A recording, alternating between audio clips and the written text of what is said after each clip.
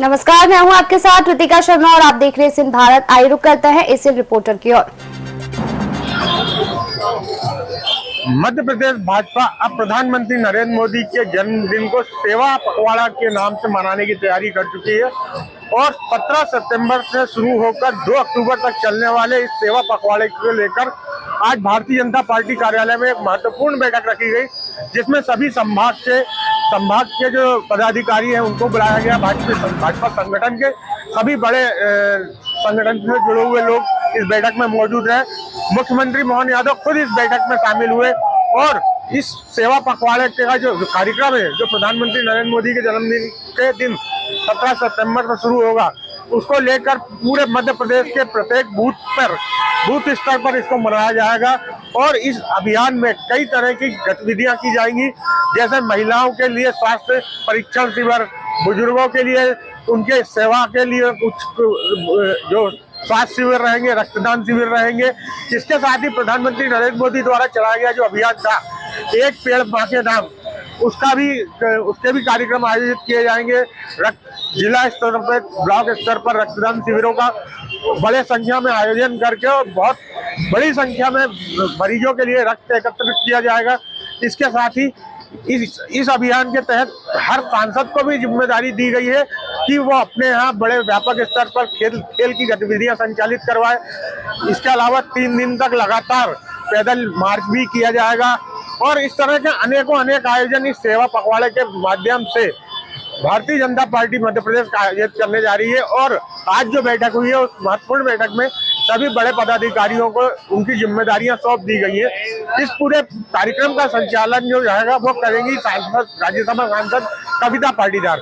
उन्होंने बताया कि हम इस सेवा पखवाड़े के माध्यम से प्रधानमंत्री नरेंद्र मोदी की जो इस कार्यकाल की उपलब्धियां हैं उनको जन जन तक पहुंचाना है। उसके अलावा जो प्रधानमंत्री नरेंद्र मोदी ने जो नई मुहिम शुरू की है, या ये कहें कि मुहिम उनकी पुरानी है, वोकल फॉर लोकल की बात कर लें या फिर स्वदेशी सामानों को, अपने देश में बने सामानों को अधिक से अधिक उपयोग करने की जो उनके द्वारा मुहिम चलाई जा रही है, उसको भी हमें लोगों के जन जन तक पहुंचाना है।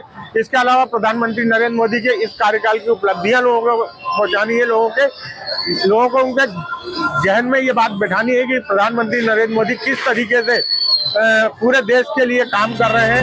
और जो अभी ऑपरेशन सिंदूर था, उसकी भी उपलब्धियां इस सेवा पखवाड़े के तहत लोगों तक पहुंचाई जाएंगी। इस तरह से मनाया जाएगा प्रधानमंत्री नरेंद्र मोदी का जन्मदिन और विशेष ध्यान रखा जाएगा युवाओं का, जिनको अधिक से अधिक खेल की गतिविधियों से जोड़ना और खेलों के महत्व को उनके जीवन में अंगीकार करवाने का भी जो काम है वो इस पूरे सेवा पखवाड़ा के माध्यम से किया जाएगा। एशियन भारत के लिए भोपाल से पंकज अग्निहोत्री।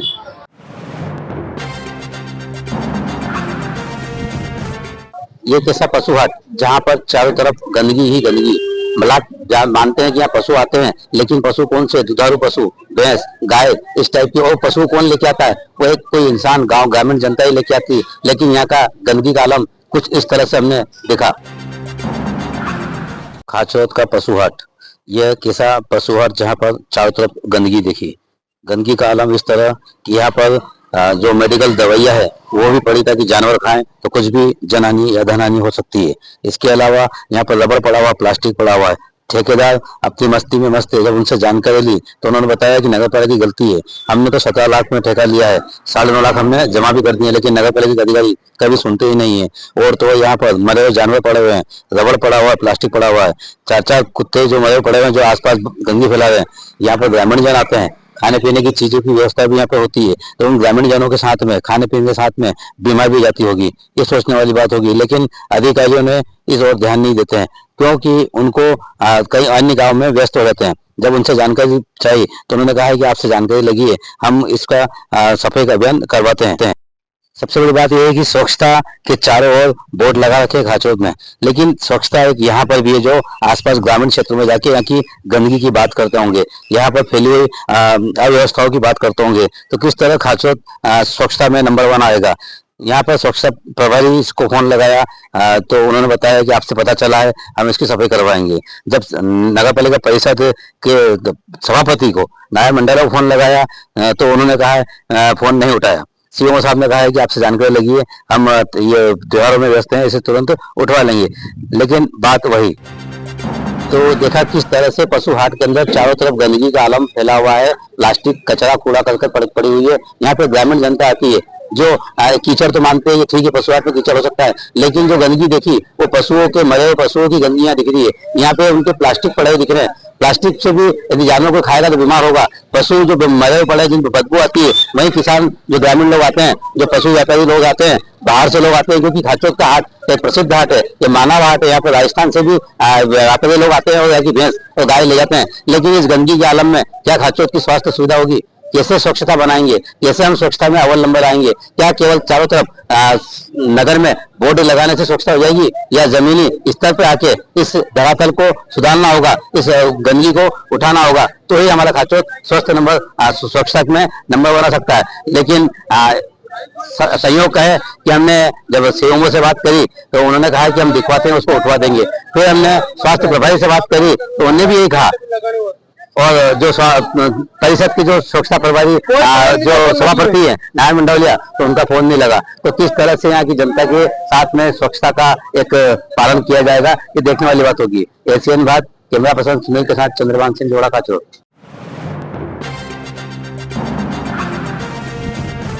मंदसौर जिले में हो रही तेज बारिश से जनजीवन अस्त व्यस्त है। कई नदी नाले उफान पर हैं, तो वहीं मंदसौर की जीवनदायिनी कहने वाली सिवना और चंबल नदी भी इन दिनों उफान पर दिखाई दे रही हैं।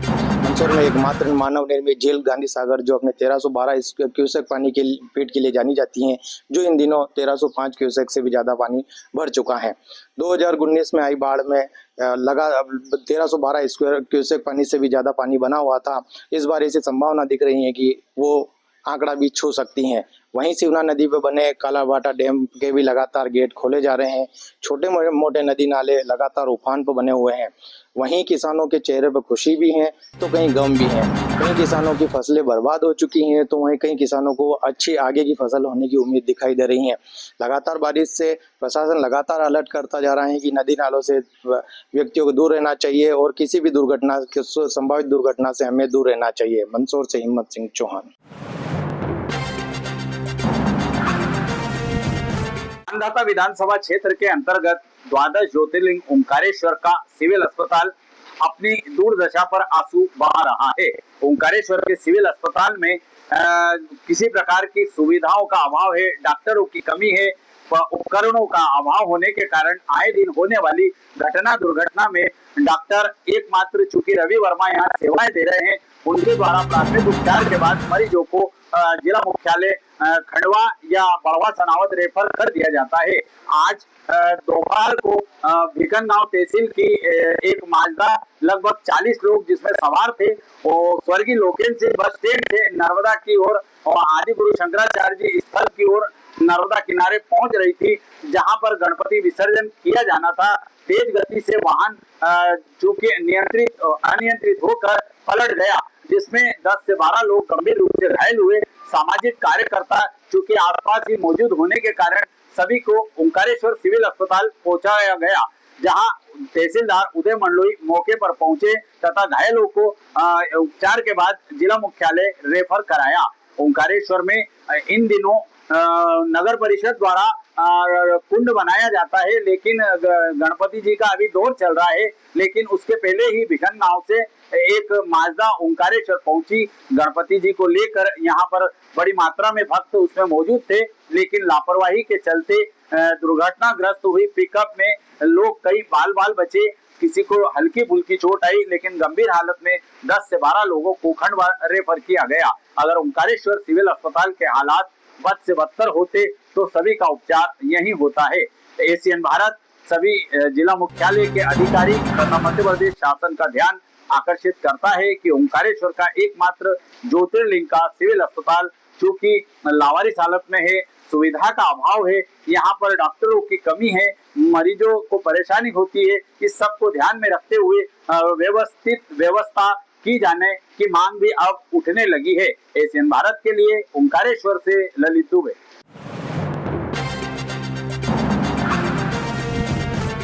में यहाँ पर पहले जो डैम था, तालाब एक छोटा सा रूप में माना जाता था, लेकिन आज गांव के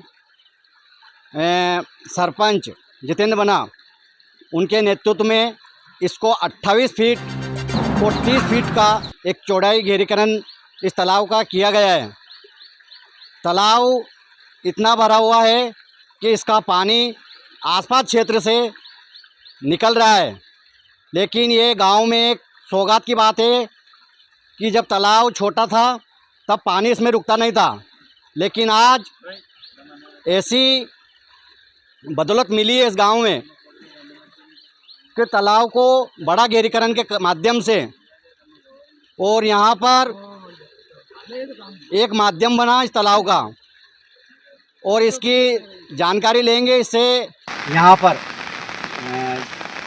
जिला राजगढ़ और तहसील सहारनपुर के गांव कालियाखेड़ी में एक तालाब जितेंद्र बना के द्वारा जो सरपंच है वर्तमान में, उनसे बड़ी सौगात मिली है कि यहाँ पर पहले एक छोटा सा गड्ढा रहा करता था और उसमें पानी निकल जाता था, लेकिन उन्होंने एक बड़ा योजना के तरीके से बनाकर इस तालाब को इतना गहरीकरण किया, इसकी 30 फीट गहराई है दूर दूर तक, और इससे आने वाले समय में गांव में पानी की कमी ना हो तो इसको लेकर विकास किया है।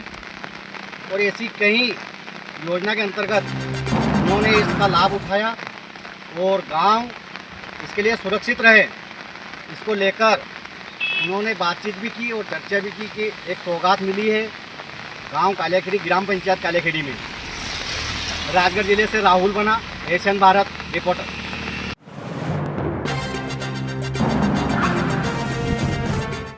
सागर के तीन बत्ती पर एक धर्म विशेष की रैली के दौरान देश विरोधी नारे लगे। हिंदू जागरण मंच और अन्य हिंदू संगठनों की शिकायत पर कोतवाली थाने में अभी आवेदन दिया गया है कि जो वीडियो वायरल हुई है उसमें आपत्तिजनक नारे लगाए गए देखे जा रहे हैं। सागर में ईद मिलादुन्नबी पर जुलूस निकाला गया था। इस जुलूस में तीन बत्ती पर नारेबाजी हुई, जिसमें कुछ लोगों द्वारा विवादित नारेबाजी की गई कि गुस्ताख ए रसूल की एक ही सज़ा, सर तन से जुदा, सर तन से जुदा। नारेबाजी का यह वीडियो सोशल मीडिया पर शुक्रवार को वायरल हो गया। इस भड़काऊ धार्मिक नारे को लेकर हिंदू संगठनों ने आपत्ति ली है। हिंदू जागरण मंच के कार्यकारिणी सदस्य उमेश सराफ ने शुक्रवार दोपहर 2:30 बजे कोतवाली थाना पहुंचकर वीडियो सहित शिकायत की और इस नारेबाजी से संबंधित व्यक्तियों की पहचान कर कार्रवाई करने की मांग की। उमेश सराफ ने कहा कि हम लोग भी धार्मिक जुलूस निकालते हैं, लेकिन इस तरह के नारेबाजी नहीं करते। त्योहारों को आपसी सद्भाव सामंजस्य के साथ मनाना चाहिए, लेकिन इस तरह की नारेबाजी गलत है। इस पूरे मामले को लेकर हिंदू जागरण मंच और अन्य हिंदूवादी संगठन काफ़ी आक्रोशित हैं। अगर एफआईआर दर्ज नहीं हुई तो इस मामले को लेकर उग्र आंदोलन की चेतावनी दी है। वहीं इस जो रैली की वीडियो वायरल हो रही है उसमें सर तन से जुदा के नारे लगाते हुए युवक दिखाई दे रहे हैं, जिसमें कुछ कांग्रेसी नेता भी उस रैली में शामिल हुए थे। मैं सागर से एशियन भारत के लिए अभिषेक रजक की रिपोर्ट। फिलहाल एशियन रिपोर्टर में इतना ही। आप देखते रहिए एशियन भारत।